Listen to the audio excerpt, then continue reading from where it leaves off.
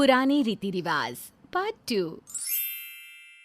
महिमा और रिया का ससुराल आज भी पुराने रीति रिवाजों की बेड़ियों से जकड़ा हुआ था, जहां औरतों को ना तो अकेले बाहर जाने की, ना कुछ कहने की, अरे यहाँ तक कि मर्दों से पहले खाना खाने तक की आज़ादी नहीं थी। इस घर की औरतें अंदर ही अंदर घुट तो रही थी, लेकिन कुछ कर नहीं पा रही थी। इसी बीच भीमचंद ने अपने ऊपर का मकान किराए पर दे दिया, जहां शहर से किराएदार रहने आने वाले थे। मासा, हम ऊपर का सारा मकान साफ कराए हैं। ठीक सा।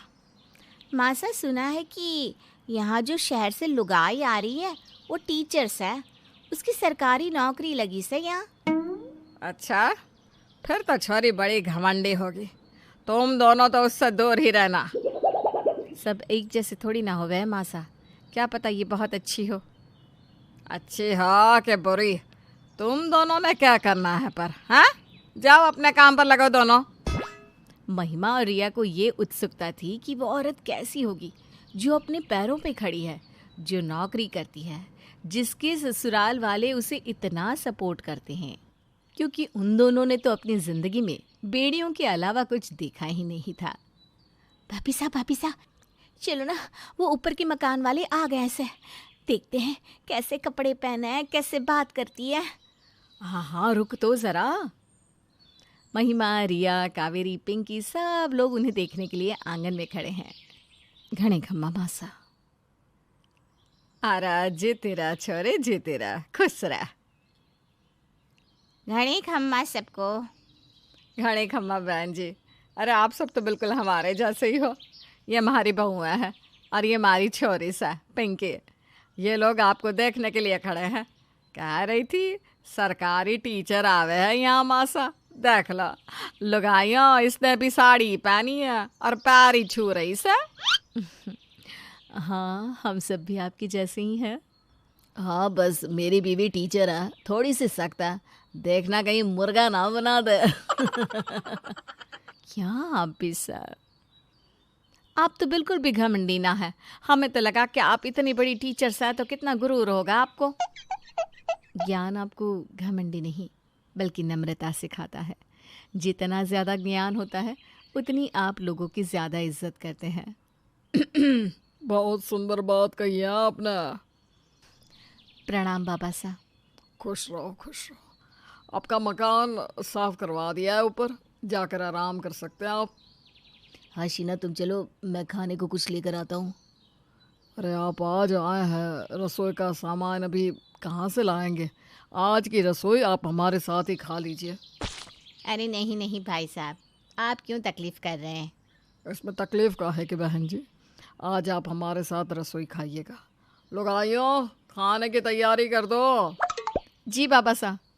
चलो मैं भी आती हूँ, सब मिलके काम करेंगे तो जल्दी हो जाएगा। हाँ, मैं भी आता हूँ। अरे भाई साहब, आप क्यों आ रहे हो? आपको खाना बनाना आता है क्या? अरे बिल्कुल आता है, कभी कभी ज़रूरत होती है तो मैं ही बना लेता हूँ। आप खाना बनाते हो भाई साहब? ये सब तो लुगाइयों का काम होवे है, आप क्यों कर रहे हो? हाँ सही कह रहे भाई साहब, ये सब पत्नियों का काम होगा, हम क्यों करें? अच्छा, तो ये कहाँ लिखा है, ज़रा बताना तो। जब शादी के वक्त पंडित जी कहते हैं कि दोनों बराबर हैं, दोनों को शादी निभानी है, तो हम हाँ ही बोलते हैं ना। फिर न जाने क्यों उसके बाद ये पत्नी का काम, मैं पति परमेश्वर, हाँ ऐसा हो जावे है। बात तो सही है। हाँ, बात में तो दम है। चलो हम सब मिलके खाना बनाते हैं। चलो चलो भाभी साहब, मैंने रसोई दिखाओ कहाँ से है। आइए भाई साहब। राकेश की बात सुनकर कुंवर और विक्रम को उसकी बात सही लगी, पर इतने सालों से चले आ रहे रीति रिवाज को तोड़े कैसे? राकेश, महिमा, रिया सब मिलकर खाना बनाने लगते हैं। अरे वाह भाई साहब, आप तो सच में बहुत अच्छा खाना बना लो हो। सच में शीना भाभी साहब, आप बहुत खुशकिस्मत हो, नहीं तो हमसे पूछो, हमें तो अपने पतियों को पानी भी हाथ में देना पड़े हैं। चलो अब बाकी रोटियां हैं वो बना लेते हैं। हाँ, आप सब खाना खाने बैठो, हम बनाते देते जाते हैं। आप सब मतलब पहले हमारे सब पति खाएंगे ना, इसके बाद हम सब। क्यों? ऐसा क्यों? सब साथ में खाना खाते हैं ना। सब साथ में कैसे खा सकते हैं? हम तो हमारे पति और बाबा सा खाना खा ले फिर ही खाते हैं। ऐसा ही रिवाज है यहाँ तो। पर आज तो सब साथ में खाना खाएंगे। चलो पहले सारी रोटियां बना लेते हैं, फिर साथ में खाना खाएंगे। पर भाई साहब। पर वर कुछ नहीं, चलो पहले रोटियां बना लेते हैं। राकेश के कहने पर सारा खाना बनाकर नीचे रख दिया गया। पर महिमा और रिया को डर लग रहा था कि पता नहीं बाबा सा क्या कहेंगे। अरे ये इतनी थालियाँ क्या लगाई है? सब लोग साथ में खाना खा रहे हैं ना, इसलिए। अरे पहले ये सब खाना खा ले वे, बाद में हम खावेंगे ना। क्यों बहन जी? कहते हैं जो परिवार साथ में खाना खाता है वो हमेशा साथ रहता है। बहू बेटियां जब साथ में खाना खाती हैं तो माँ अन्नपूर्णा स्वयं आकर आशीर्वाद देती है। हम तीनों तो हमेशा ही साथ में खाना खाते हैं। साथ खाते खाते बातें भी करते हैं, हंसते भी हैं। इससे खाने का स्वाद और भी ज़्यादा बढ़ जाता है। हाँ हाँ बहन जी, बिल्कुल ठीक कह रही हैं आप। आ जाओ सब, आज से हम सब भी साथ में खाना खावेंगे। चलो सबको खाना परोसो।